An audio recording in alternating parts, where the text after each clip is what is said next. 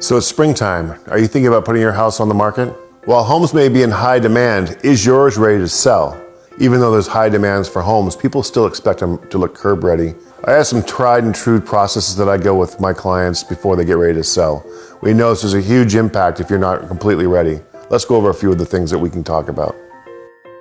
Take some time to put away things that you don't use regularly, or toss them or donate them.